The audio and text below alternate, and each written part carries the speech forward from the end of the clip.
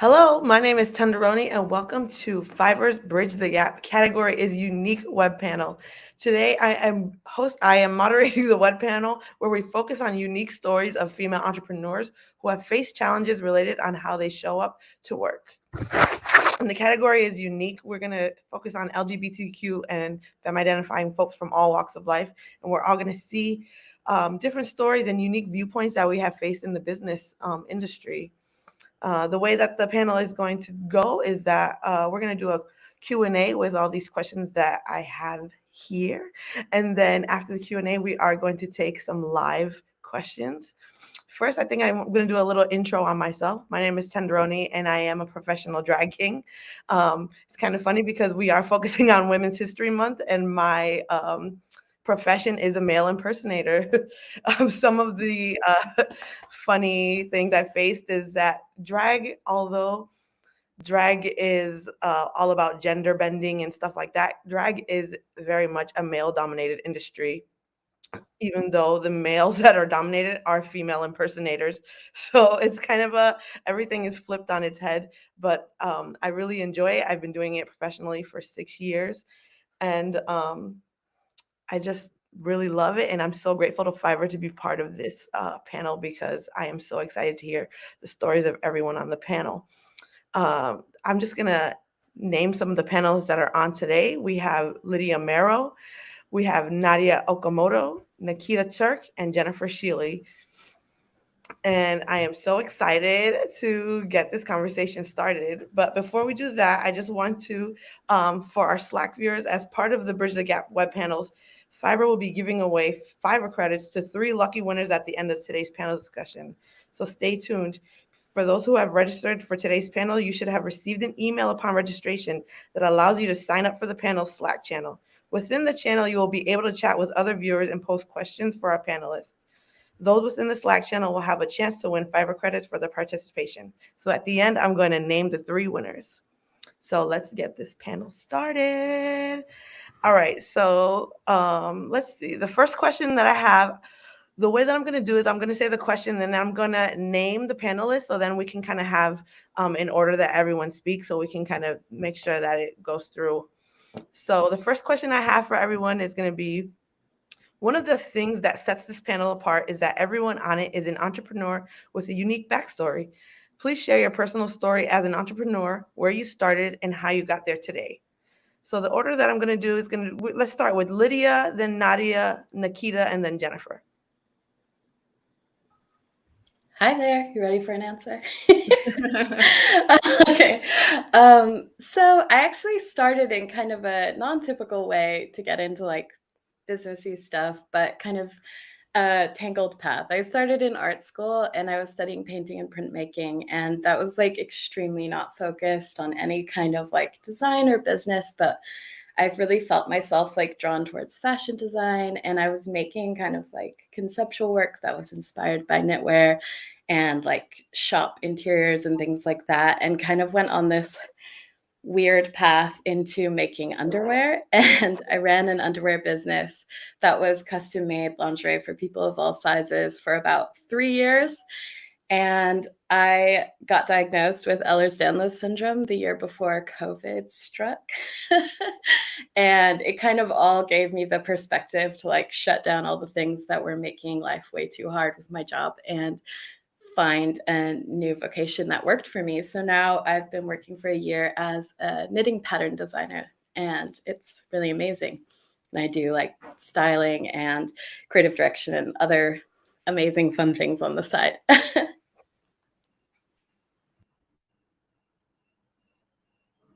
That's so cool. I love that. All right, I think next is Nadia. Hi, I'm Nadia, and I am the co-founder of August. We're a lifestyle period brand that makes tampons and pads. And I am also a content creator. I started my career at age 16. I started a nonprofit called Period that was really focused on addressing period poverty in a gender inclusive way, and ran that for about 6 years. And then I published a book my sophomore year of college with Simon & Schuster called Peter, ran a Gen Z marketing agency for a few years and exited that to now focus on August. Amazing. I'm so obsessed with your brand. Thank All you. right, and Nikita?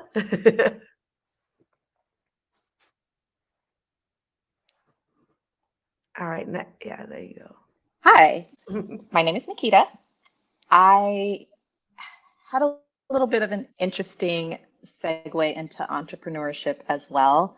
I moved to LA. I have a daughter who's now 16, but when we moved here, she was 6. And like a lot of other single parents, I found myself as a single parent quite unexpectedly and was struggling to survive in one of the most expensive cities in the country and working a job that wasn't fulfilling me creatively and was only helping me make ends meet and was eating into my time to sort of tap into that acting space that I wanted to be in. And that is sort of how I came upon doing spokesperson work on Fiverr. And it started as just like a whim, like maybe I'll try this thing and see if something happens. And it has grown way more than I ever could have imagined. And it's been a fun ride and has given me the freedom and flexibility to be there for my daughter through all the ups and downs of childhood, raising a teen, and also provide for us financially.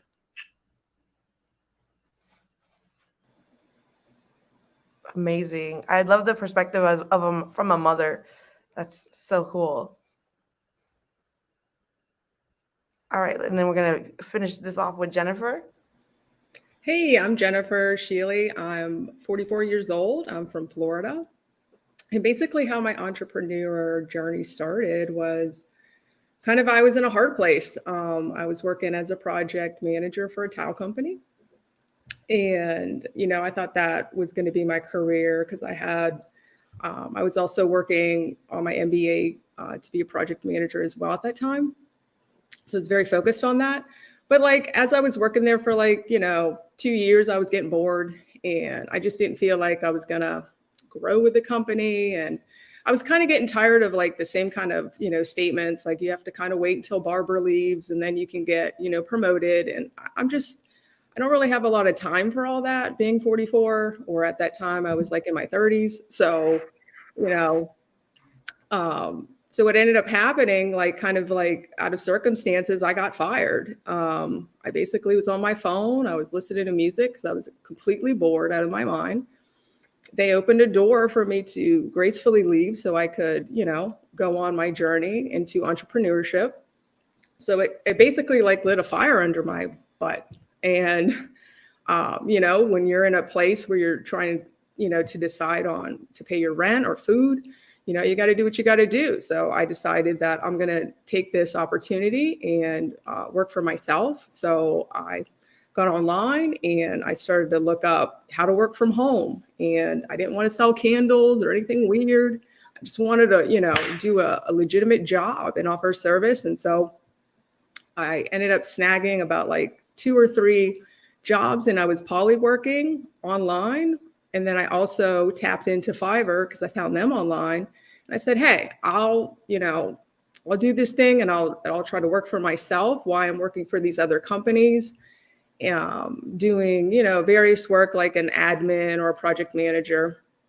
And I loved it. And, but little did I know that, within 5 years, I was going to tell those other 3 jobs goodbye. And I ended up making enough money to work for myself, and enough money, meaning I was making over $20 an hour, and I just couldn't believe it. So I cut those jobs off, and it's just been unbelievable. Like I tell God every day, I'm so thankful.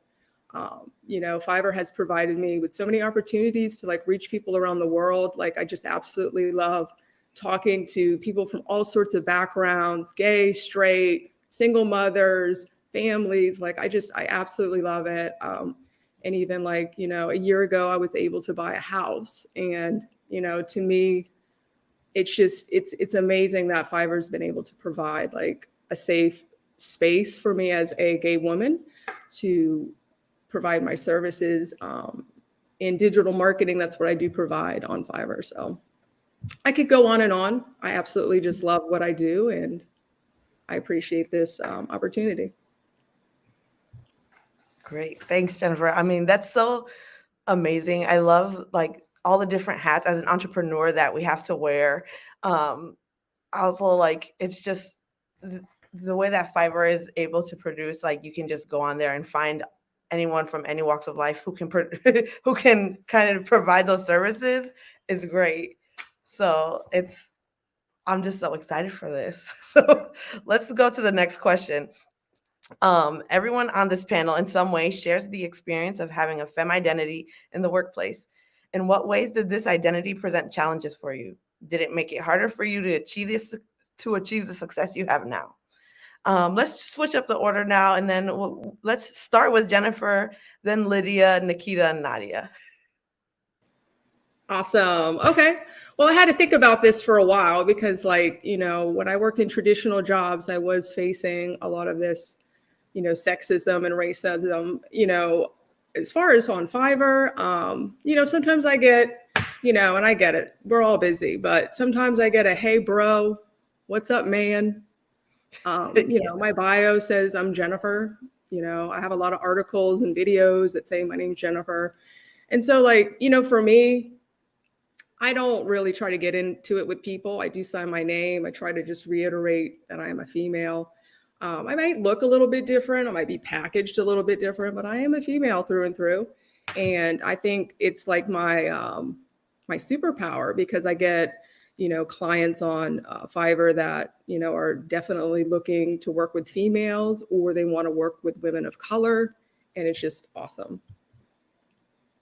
Hell yeah, I love that. All right, so then let's go to Lydia.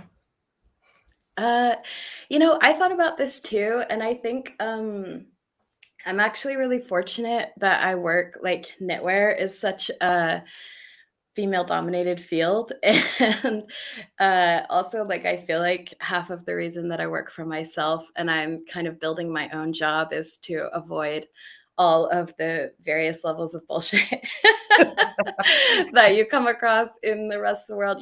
Like I delve into things like styling and like more sort of traditional fashion roles, and I do find like when I'm in those more typical settings, you are kind of reminded of like, oh wow, like there's a lot of boys with no experience here who are just like coasting in.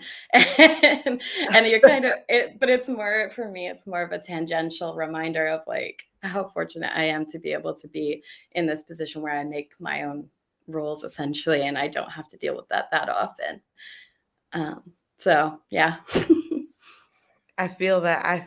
Definitely. All right, then we're gonna go to Nikita.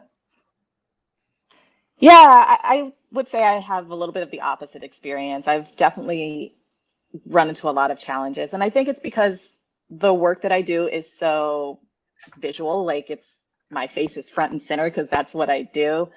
And I work with a lot of people internationally. And I've just run into a lot of either speaking down to me and trying to take advantage of me in terms of like undercutting my pricing or things like that, thinking that they can get away with it because I'm this bubbly girl from California who is a female. And also I've run into a lot of just like inappropriate requests and things like that just make me uncomfortable. And obviously I push back and speak up for myself.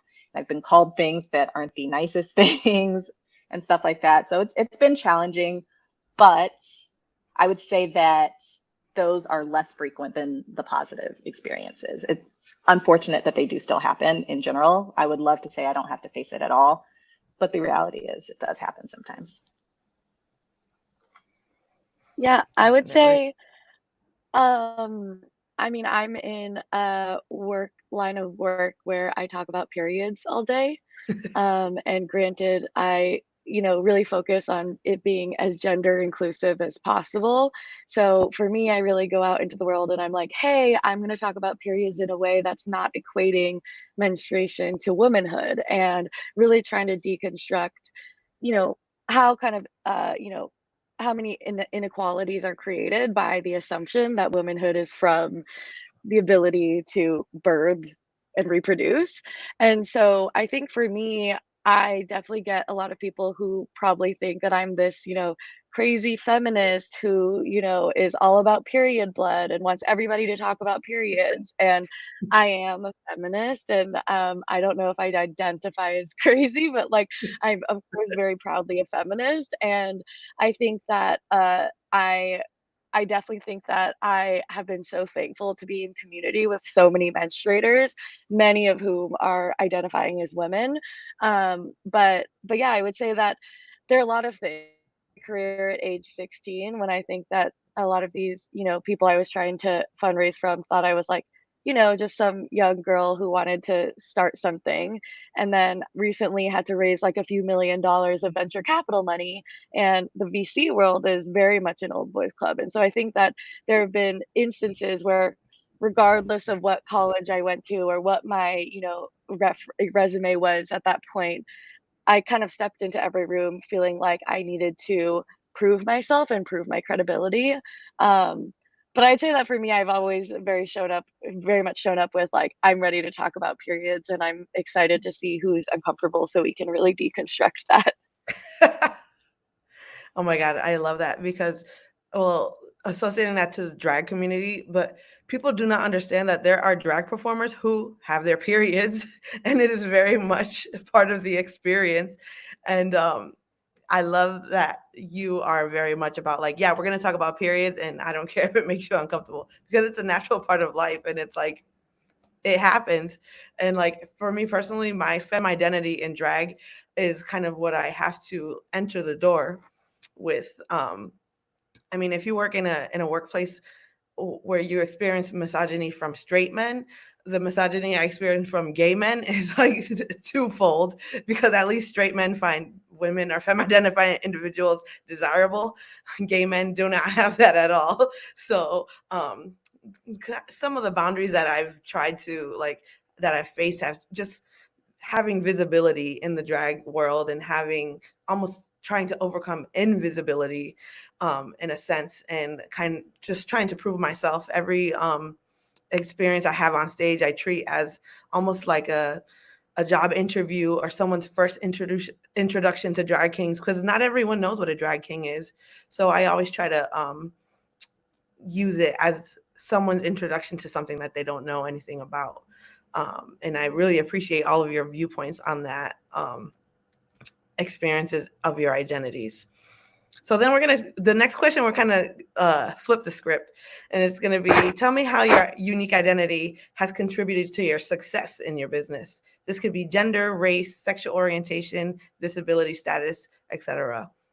And then let's see the order. Let's do Lydia, Nadia, Nikita, and then Jennifer. Hey, well, it's kind of interesting to me. I feel like I'm answering that question in like a, when you're in a job interview and you're like, oh, my greatest weakness is that I work too hard. No pressure, no pressure. Like in many ways, it's funny, like being a queer woman who's also fat, like being able to be in like underwear, for example, and like in many ways actually bypass a lot of what Nikita has experienced, because so many women who work in underwear have these experiences of just like horrible, gross sexism and like creepy men and all this kind of stuff. And I've managed to kind of like, a lot of my audience are like lesbians who want to buy stuff for their partners, and like other fat and queer and disabled people who want to buy things to feel empowered. It's not I've never had this sort of typical fashion audience, which is really amazing. And also, like, it's funny being a disabled person and having to kind of work for yourself and find those boundaries. You wouldn't think this would be a positive, but there's been a lot of moments where I've had to have these like times of reckoning, because I just can't do certain things. Like, I'm not always mentally well. I have multiple neurodivergences and I'm physically disabled. So there's a lot of times where I just hit a wall and it's like, okay, well, you got to keep pushing. I also have a kid who's 5, and it's like, there's just so much stuff going on. And having these like pressure points, in a lot of ways, it forces me to make really difficult decisions that have actually served me so well. And there's like all these really clear, painful points of just being like, when I was running my underwear business, like, I cannot sew, I can't do this. It hurts me so badly, and I'm losing my mind, and just having to stop and feeling like I'd lost everything, and then being like, that actually puts me in a position where I can build this back up. And like with this knitwear pattern design, it's a lot of technical writing, it's a lot of like dense information. It looks a little bit like coding. I don't know if any of you will have ever seen one before, but basically like that kind of information really overwhelms me as a neurodivergent person. I really struggle to process it. And that pushed me to be like, you know what, I'm going to have to start working with freelancers. I have to take that risk and take that business risk and just hope that it's going to work out. And it has. And so I do think, like, again, it's like my greatest weakness is working too hard. Like, these are not things that felt positive in the moment at all, but they have actually really helped. And then there's an interesting dynamic of being like a white cis person who lives in the intersection of queerness and disability and fatness, and existing as like a marginalized person who also, like, I have a very stereotypically like attractive, cute look to me that people listen to. And I think there's a really like, it's a funny space to be in. And I think there's a lot of privilege that comes with it. And I think it also opens up a lot of people to listen to me about things that are really difficult and, like intersectional marginalizations. And I think that's important to acknowledge that, like, it's funny being a marginalized person who is, white and stereotypically somewhat attractive. So I hope that answers the question. It's a funny space to sit. There's a lot of different things that come up with that because, yeah, I'm simultaneously in some of the most privileged groups in the world and some really difficult places to be. And it really does affect the way that people treat me and listen to me and the decisions I make. Anyway.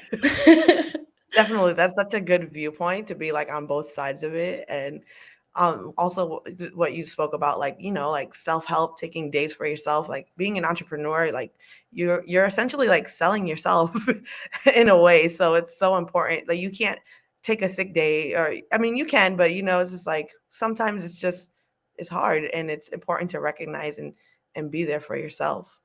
All right, Nadia, if you wanted to answer next. Yeah.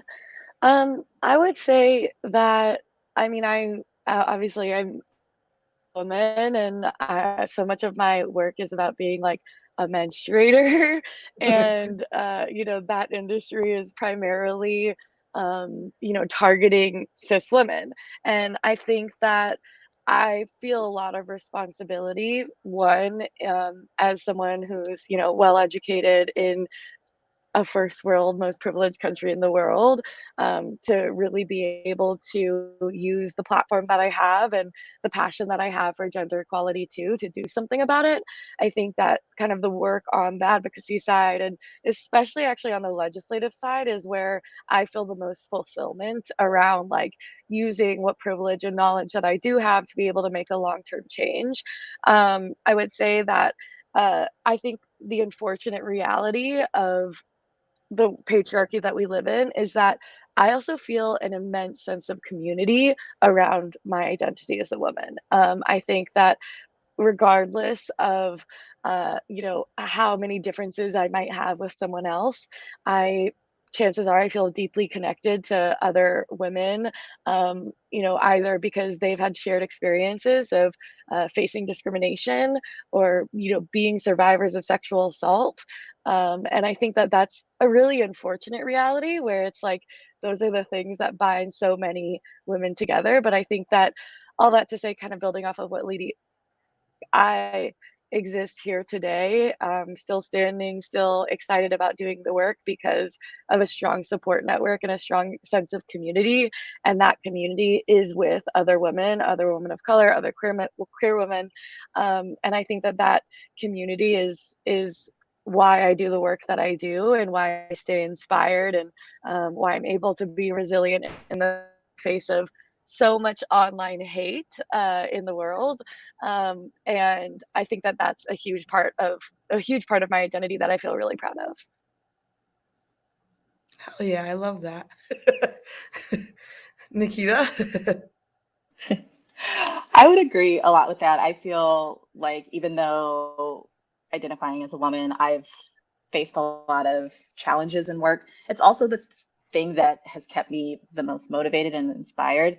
I'm a single mom, and I, not to get too deep into my personal life, but like when I went through like a divorce and separating with my ex, I very much wanted to not be the like sort of the battered woman left behind and dependent upon him to help me survive. And I was like, if it's just going to be me and her, I want to give her the very best image of a strong woman who can take care of herself, who can make it happen on her own. And no, it was not easy, but I have managed to do it. And now that she's old enough to appreciate me, she tells me that she's proud of me, and she'll read me essays and things like that she writes for class where I'm her hero. And that is more than I ever expected and could have wanted, but it makes me feel like, you know, I'm a woman, I'm a mom, I'm an entrepreneur, I'm doing it all, and it's working. Like, she's seeing this and she wants to model some of these things that I've been putting out into the world. And that's why I did it. That makes me feel all tingly inside. Oh my God, I love that perspective. And I love the full circle moment of that as well. Yeah. And then let's round it off with Jennifer. Oh yeah. So for me, my, I guess, unique abilities, I just show up and I just authentically try to be myself. And for me, Fiverr is like a breath of fresh air, because like all the other jobs I had before, like, I can't tell you, I couldn't cut my hair. I know it sounds kind of silly, but like for the longest, like, when you're working in traditional jobs and you're kind of hanging out with your coworkers and stuff, you get a feel for the temperature, of the organization. And so like, I just never felt like I could do it. And I just always felt like kind of cramped in a box, you know what I mean? Mm-hmm. And I remember one time when I was working in a traditional job, I couldn't even wear a hat. So many people like picked on me for wearing a hat. All I did was put a hat on my head. I didn't, And so like, for Fiverr, it's like, to me, it's like a safe place, especially for, the LGBTQ community.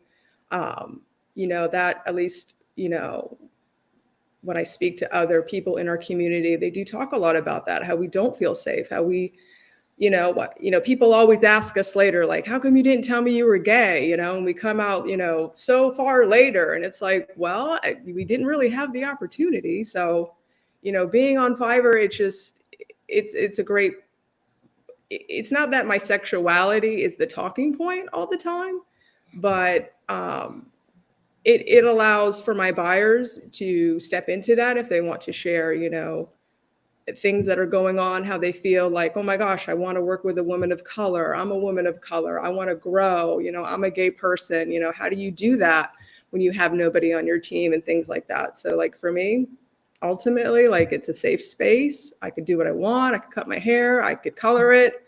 Doesn't matter. It's my brain. That's what my buyers want. They want to know that I can do the job that they're asking me to do. Oh my God, I totally resonate with that. Before I did drag, I worked retail, and I was in so many environments where it was a uniform.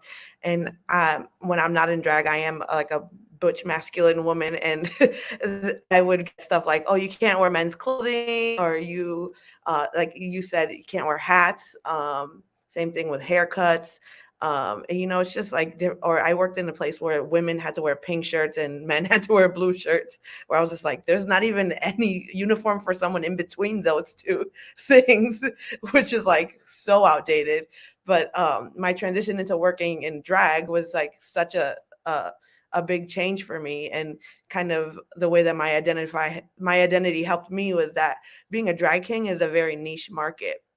So there's an abundance of drag queens, but there's this many drag kings that are visible. So being in shows and stuff like that, it was a little bit easier for me to like be memorable because there's not as many of us. So I guess in a sense I was privileged to be like the one who was peppered into the shows, which it's good and bad because then it kind of turns into tokenism, and then you're kind of fighting that, and you're like, no, I want to create platforms for people like me so we can all be on a stage together. Imagine being on a stage where it's 5 drag kings and 1 drag queen. In my world, it's always the opposite. It's 5 drag queens and 1 drag king. So my identity kind of helped me in that situation, but I still deal with like different things like that every day.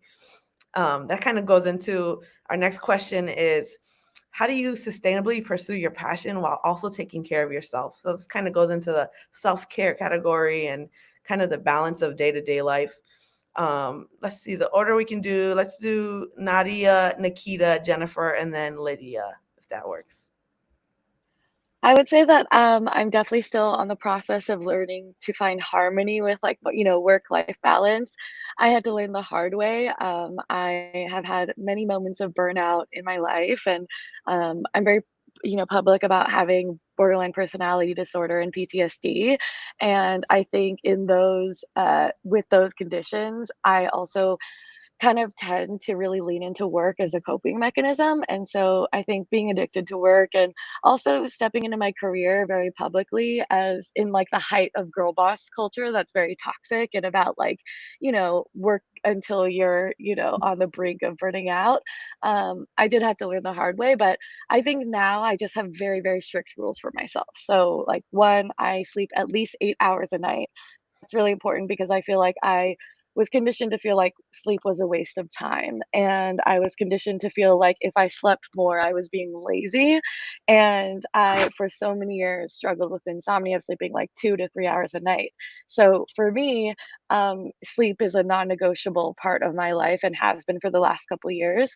And then also, like, I have a very, very, like, very strict yoga practice. So, like doing yoga once a day or some sort of physical activity, which helps with the sleep, but also just like the mindful physical balance of being able to handle such a hectic schedule.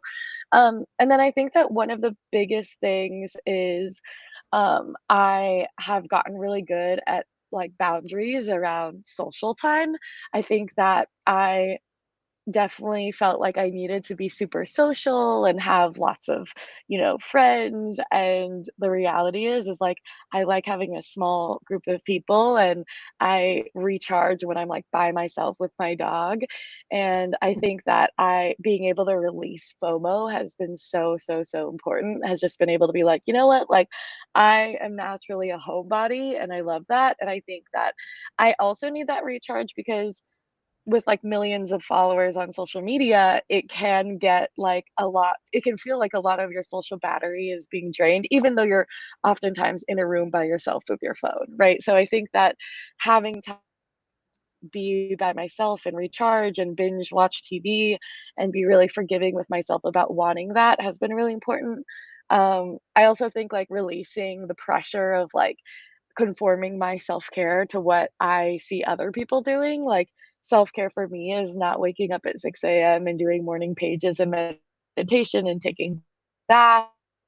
I think I'm like, oh, I'm so bad at self-care. But being able to kind of step away from that and define it for myself has been really, really powerful. Oh my God, Bath Nation. I love baths. Then we're going to go with Nikita. Yes. Well, first of all, I love a good boundary too. But I would say that for me, I've gotten pretty good about structuring my day in a way that allows time for my own, like just mental sanity, especially because my days do stay pretty busy. Um, and I get out and go hikes and hit the beach, that sort of stuff. All those LA things that people picture when they think LA, I do those things. But also, in terms of like social media and that sort of thing, I realize how taxing it was on me and how toxic I was feeling. And I was comparing myself to other people. Like, am I doing enough? Am I pushing enough? Should I be achieving more? And so I reworked my Instagram algorithm, which I'm super proud of. I just started liking like all these travel photos, all these Zen things, crafts, recipes, you know? And so now my Instagram like feed is like a Pinterest board. It's all inspiring, makes me feel good. There's motivational quotes in there and things like that. And so I think that that's just like so important, is yes, understanding your boundaries, but also understanding like your triggers and the things that make you go to a place that you don't feel great in, and doing something to either change it, like I did with my algorithm, or removing yourself from it. Awesome. Jennifer? All right, self-care. Well, I could be, I'm just like Nadia and Nikita. I could work too. That could be my hobby, because I find such, there's joy in it and things like that. But I totally can relate to Nadia in the, if you get burnout, then you're kind of like,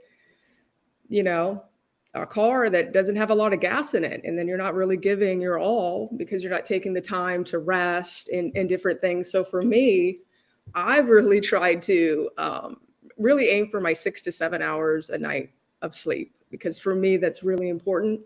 I could go all day. I've got a lot of energy in my head. I could go. But I really do try to quiet myself down and lay down, because that's really important for myself to recharge. Secondary, I'm a gamer, so I love a good Xbox game. And so, when I take a break from my workload, I'm off playing Overwatch or Halo or something, and, just enjoying my time and sniping people and, just, just like, disengaging from, my work life. And, outside of that, I love my animals. I got 2 cats and a dog. We run around here all day. I talk to them, ask them how they're doing. They ask me how I'm doing. It's just wonderful. And pets, they can just bring so much joy and love and comfort in times when, sometimes you may not even be able to translate how you feel, and, those things are good. I try to get outside every day. I try to sit outside. I talk to God. I tell him how I feel, things like that. And then I also spend time with my girlfriend. She brings an incredible amount of joy to my life. She's an inspiration for me, in the LGBT community to, keep going, even when I didn't really have a lot of people that cheered me on, in my family or friends. And so I think it's just being reminded of why I'm doing this. And I also have a life. I'm sure my buyers would love for me to be online all day, but, I have to rest my brain in order to provide the best service for them. So, self-care is important. And then when summer hits, I'm probably going to hit the beach. I enjoy bodyboarding and things like that. So that's kind of my thing. Oh my God, I love it. I'm getting some new ideas for self-help. You guys are giving me some new ideas. And Lydia, what about you? Self-care has been something that's been really hard for me. Like, I'm very obsessive. And I think when you're somebody with a disability, it's like a lot, like so much of your time is taken up by resting, by like essential rest that's not fun or rejuvenating.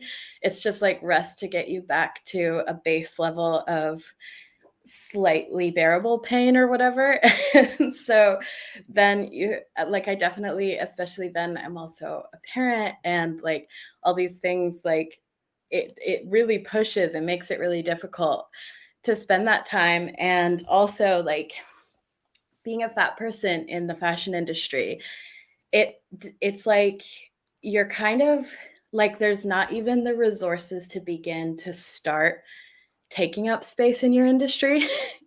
You're kind of making the resources, making those things even exist, carving the space and asserting yourself into it and trying to widen it for others. And so it's kind of this like, it's just a very consuming experience. And I think when you're having to be your own advocate at the same time as just doing the thing and being there, it becomes so exhausting. And I think one of the things that I've had to do well, one of the biggest things that's really helped with that is like reading like works by other fat people and other disabled people and people with kind of like intersectional things that intersect with me, and learning about disability justice and like fat acceptance movement and stuff like that. And I do think like, I think it was Nadia who said about adjusting the algorithm, was it? Yeah. Oh, sorry, Nikita. Definitely Oh, yeah. like a long time ago, I adjusted all of my Instagram feed, and like there are things that I've had to unfollow that I would like to follow. I'd like to be more up to speed with like conventional fashion and what's going on. But like when you just see post after post of spaces that you cannot be included in, it becomes really demoralizing. So cutting out a lot of that and like learning to kind of spend time with the feelings that are difficult that isn't just focused on being hurt, but focused on like liberation and like the joy and excitement and the learning. But it's definitely something that I'm working on, because knitting is something I as a disabled person, I said before, I've been working really hard to make life accessible, but often it means like the things that I do get increasingly encroaching on my hobbies and the things that I do for joy. So like knitting, designing my own clothes, these have been things that I've done for like a self-acceptance and a reclamation for a long time. And now they're my career. So it's trying to make sure that I still have personal projects and like art projects and joyful things that aren't going to make me money in the field that I'm working in. It's really, really good for self-care. Oh my God, yeah. It's I want to learn how to knit now that I'm talking to you. I mean, for me, self-help is kind of funny because I work in the nightlife industry. So the way that I try to do this for myself is like, I want to go out to a non-gay bar for one night, or I want to stay home and not talk to anyone for 48 hours because my job is literally talking to like hundreds of people. I also do struggle a little bit with my personal identity because I find myself buying more things for Tenderoni and not for myself, who is Janelle, when I'm out of drag. Or I'm like, oh, I like how I look better in drag, and then when I get out of drag, I'm like, oh my God, I don't like how I look. So it's very much finding a balance of in between the two. Doing drag is a little bit like living a double life where you're like you're on it for one side of it and then you're off. And turning it off is kind of where I struggle a little bit because you kind of enjoy it. It's like, you know, as an entertainer, you enjoy the fame, you enjoy the audience, you enjoy the interaction. But it's hard to, it's almost like coming down off of it when you leave the club, when you come home. The sleep schedule is never great. So I do try to take time of when I don't have shows, sleeping for a good amount of time. Like I said, taking baths, watching my favorite show, but also spending time with my girlfriend as well. And you know, we just try to we try to do our restaurant weeks. We try to eat out. We try to do our fun stuff, and we try to kind of separate ourselves from, you know, doing nightlife. Most people go to nightlife for fun, to like to kind of relax, and I'm opposite. I'm like, I need to get away from that for a little bit so I can chill at my house and not be in a club, in a loud gay club. So it is a struggle, but it is something that, I mean, listening to you guys, I'm learning so much more. I was like, I'm gonna take a little bit of those for myself. So the next question, I just do want to reiterate that reminder that if you join this webinar session Slack channel, please feel free to drop questions in the chat. And then at the end of the at the end of the panel, I will be choosing 3 lucky winners of Fiverr credits. So get ready because I'm going to choose 3. And all right, the next question is going to do, what about the career you've chosen allows you to show up authentically at work and ask for flexibility and support you need to do so? And let's see, let's go to Jennifer, Lydia, Nikita, and Nadia.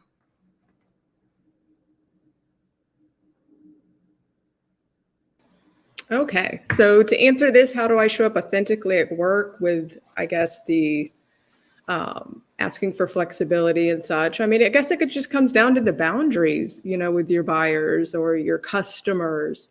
Um, I can't work 24/7 around the clock. I'm a person, I'm not an algorithm. So, just communicating those boundaries and letting people know what I can and can't do. Um, Authentically, like being a digital marketer, social media, Amazon, YouTube SEO.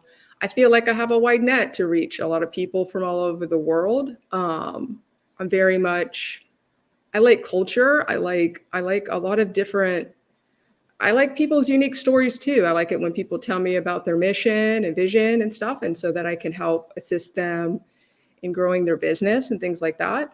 Um, I that's pretty much, how I feel about, just being authentic and such. So. All right. And then Lydia? So authenticity wise, I honestly think like being so open about who I am has actually really positively affected my business. And I think that when you're talking about like garments and things that haven't really existed in the way that you're making them for such a wide audience, and then you're like front and center modeling them and being like, yeah, I know how you feel. I couldn't get this either. It is really like people are able to have a bit more trust in me than a different person. And in terms of like flexibility and support, I've managed what's been really amazing about the last year is building a team. Like I work with a lot of freelancers and I have a support worker. But building a team of other neurodivergent and disabled people has just been like super healing and amazing. And it's messy, as like all disability justice spaces are, because we're messy and sometimes everyone's overwhelmed, but there's also this like beauty in having this work community of people who know what it's like, and I would recommend it. Yeah. Nikita? Yeah, I think that once I accepted that I'm just like a little bit quirky and a little bit different and kind of embraced that in my professional space, I think it helped me find a lot more zen with my customers and just my overall happiness with what I do. So obviously the work I do is very much about me and who I am. I have to bring that into what I do. So I feel like authenticity is innately a part of that. As far as the asking for flexibility and things like that, like I mentioned before, I love a good boundary, and I'm pretty good about communicating that, taking time off when I need it or just when I want it, to keep myself from burnout or just to preserve my own mental health and happiness. And Nadia? Yeah, I would say that, I mean, I've been my own boss since I was like 16, and I think that definitely am fortunate that I think I'll always be my own boss. I think that what I kind of try to remind myself now is that as like, the co-founder slash CEO of a company, having a big team, like I know that I need to set a good example of what it looks like to live a more balanced life and, peace in that. And so I think that for me, I want to show that I'm well rested and balanced and all of that, and that's really important to me. So I think I also take a lot of pride in like now boasting about how much I sleep. Like that's kind of cool, and I want everybody to be like, yeah, dude, I sleep a lot. Culture of like, oh, grind until you die, like I work harder than you. For me, I'm like, I'm just sleeping in, I'm in Mexico right now, I'm living my best life, and that includes a lot of like eating good food and yoga and sleeping, and I earn that. And I think that trying to set that example is really important to me because I feel like I burnt out a lot, like And when I say burnt out, I mean like residential rehab, going to the hospital, like super burned out. I think a lot of that was because the people I saw who were entrepreneurs, who were very public, boasted about how little they slept and how much they worked and how overworked they were. And so I think that for me, I wish for my younger self that I looked up to people who were like all about wellness but also success. And I think that for me, like that's what I want to be in the world, is like someone who is very successful and very ambitious, and is achieving at a very high rate, but also is super well rested and has a flourishing, sense of self. That's a new part of my ambition. Oh yeah. Well, I'm going to move on to the audience questions, and there's actually one specifically for you, Nadia. This one is from Cynthia L, and they're asking, did you help to get states to stop taxing feminine products? Yeah, so that was a huge part of my focus for several years, and it's still something that I'm really passionate about. For context, when I started my work in 2014, 40 states in the US had the tampon tax, which is a sales tax on period products, considering them non-essential goods, so like luxury items. Meanwhile, products like Rogaine and Viagra are considered medical necessities and don't have that tax. Super fucked up, and something that needs to change. Now that's about 20 states, and I would say that every single state that the tampon tax was eradicated in, it was a very long process, a big community effort, and so I am very honored to play a small part in it. But yeah, I think that the tampon tax is something that I am very passionate about continuing to advocate against. So, August, my period brand, we're actually the only brand that if you buy from us in one of those 20 states online, we cover that tampon tax for all customers. So rather than passing it on to the consumer, like we allocate funding to be able to cover that wholly, for any customer in any state, because we think that the tampon.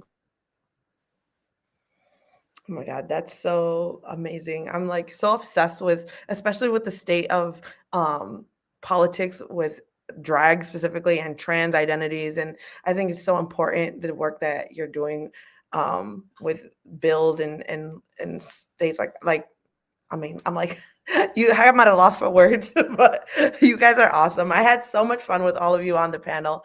Thank you guys so much for being a part of this. Like I learned so much new stuff, and I'm just so happy that I got to be a part of it. And then guess what? I get to name the winners of the Fiverr credits. So the giveaway winners are Olanma Todi, Erica McLeod, and Cynthia Lang. Congratulations, you have won your Fiverr credits, and Fiverr will shortly contact you with the award and the info of how to get that. Thank you to our panelists, and thank you to our audience for joining today's web panel. Its category is unique, LGBTQ plus and femme identifying individuals. I had so much fun with everyone here today. All the panels discussed today will be available for you to stream on Fiverr YouTube channel starting tomorrow. So if you missed it, make sure you see it tomorrow. Up next is the web panel. The future is female entrepreneurs with special guest Barbara Corcoran. That's exciting. I'll be over there watching.